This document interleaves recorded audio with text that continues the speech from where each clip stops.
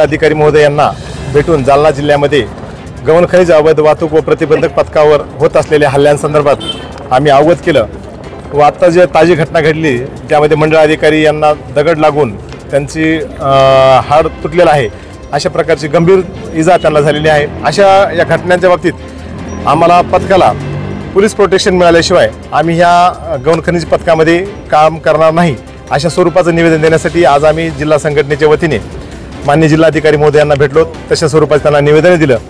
त्यासोबत त्यांच्याशी चर्चा करत असताना त्यांनी आम्हाला आश्वस्त केलं की इथून पुढे आम्ही तुम्हाला जे पथकामध्ये काम करणारे कर्मचारी आहेत त्यांच्यासाठी पोलीस प्रोटेक्शन देऊ आणि असं असेल तर आम्ही काम करू। आता ही बाब अतिशय गंभीर स्वरूपात झाली आहे, कारण फक्त एका त्या कर्मचाऱ्यापुरती निगडीत न राहता त्या कर्मचाऱ्याच्या कुटुंबाला पण त्या कर्मचाऱ्याच्या सुरक्षेची काळजी वाटू लागली आहे। त्यामुळे आमचा हा कौटुंबिक प्रश्न पण निर्माण झाला आहे आणि ह्या जालना जिल्ह्यामध्ये वारंवार होत असलेल्या हल्ल्यामुळं आता एकंदरीतच महसूल प्रशासनाच्या कर्मचाऱ्यांचं मनोबल खच्ची झालं आहे आणि जे हल्ल्यांचं स्वरूप आहे ते आता वाढत चाललं आहे। अगोदर धक्काबुक्कीचे प्रकार होते ते आता सशस्त्र हल्ले होत आहेत आणि त्यामध्ये आमचे कर्मचारी गंभीररित्या जखमी होत आहेत आणि ते आधू होत आहेत। आणि आपल्याला सांगायला मला दुःख वाटतं की अशाच प्रकारे जर का आधू झालेले कर्मचारी असेल त्याला शासनाकडून कसल्याही प्रकारचं कंपेन्सेशन मिळत नाही, त्याला ते आधू बनवून स्वतःला ती जखम त्याची घ्यावी लागते। असे आमच्याकडे काही उदाहरणं आहेत, ते आता तुम्हाला या ठिकाणी सांगणं कारण खूप मोठ्या प्रमाणात आहेत। आता अशा घटना होऊ नयेत याबाबतीत उपाययोजना वरिष्ठ स्तरावर व्हावी अशी विनंती आम्ही निवेदनाद्वारे माननीय जिल्हाधिकारी महोदयांना केली आहे।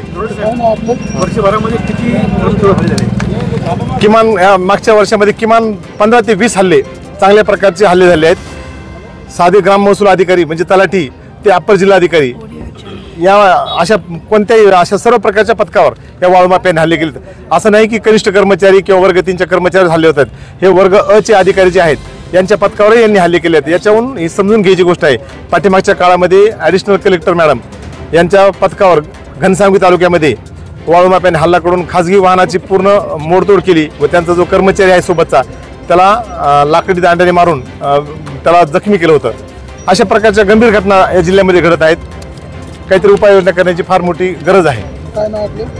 मी संदीप नरुटे, जिल्हा अध्यक्ष, जालना जिल्हा तलाठी संघ।